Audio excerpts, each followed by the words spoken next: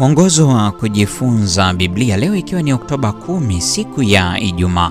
Jifunze zaidi. Soma Ellen G. White, Kuvuka Yordani, ukurasa wa 122 hadi 128 kwenye Wazee na Manabii, sehemu ya pili. Baada ya kisa hiki cha Rahabu na wapelelezi, sehemu iliyobaki ya Agano la Kale ipo kimya kumhusu yeye hadi anapoibuka tena kwenye ukoo wa Yesu. Inasema kwamba alikuwa mke wa Salmoni aliyetokea kwenye kabila la Yuda, ambaye hatimaye alikuwa babu wa Boazi na mama mkwe wa mwanamke mwingine wa pekee aliyetajwa kwenye ukoo huo huo, Ruthu. Mathayo sura ya 1:5. Linganisha na Ruthu 4:13 na 21.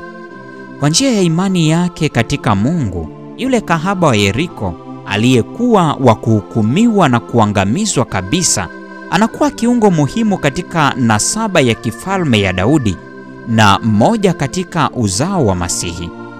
Hiki ndicho awezacho kufanya Mungu kwa njia ya imani, hata kama ingekuwa tu katika ukubwa wa punje ya haradali. Mathayo 17:20 na Luka 17:6. Na uongofu wa Rahabu haukuwa tukio pekee la rehema za Mungu kwa waabudu sanamu waliotambua mamlaka ya Mungu. Katikati ya nchi, watu wengi wa Gibeoni waliukana upagani na kuungana na Israeli, wakiingia katika kushiriki baraka za agano. Hakuna tofauti kwa sababu ya utaifa, jamii au tabaka inayotambuliwa na Mungu. Yeye ndiye muumbaji wa wanadamu wote. Wanadamu wote ni wa familia moja kwa uumbaji, na wote ni wamoja kwa njia ya ukombozi. Kristo alikuja kubomoa kila ukuta wa utengano na kufungua kila chumba cha nyua za hekalu, ili kila nafsi ipate uhuru wa kumkaribia Mungu. Upendo wake ni mpana mno, wa kina mno, umejaa mno kiasi kwamba unapenya kila mahali.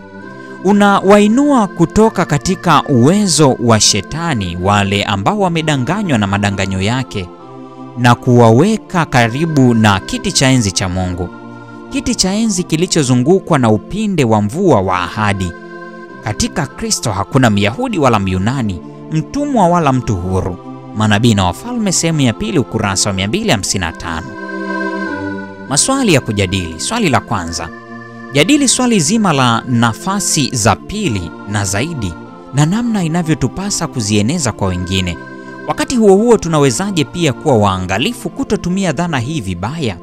Hebu tafakari kwa mfano kuhusu mwanamke aliye kwenye uhusiano wenye uonevu ambamo anashauriwa kuendelea kudumu humo, yaani neema, kwa mazingira fulani yanayoruhusu uonevu kuendelea. Tunapataje ulinganifu sahihi hapa? Swali la pili: hebu mjadili Rahabu kama kielelezo cha imani. Tunawezaje kuthamini uwazi wa watu wa Mungu hata kama mtindo wao wa maisha mbali na ule unaotarajiwa kibiblia? Inawezekanaje tukathamini imani yao bila kujifanya kwamba hatuoni desturi zao?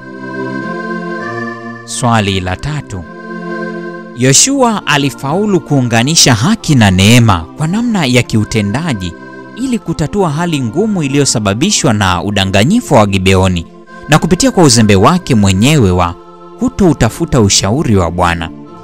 Fikiria juu ya hali maishani mwako inayohitaji vyote viwili, haki na neema. Ni kwa njia gani za kivitendo zinazoweza kutumika katika kuunganisha hayo mawili?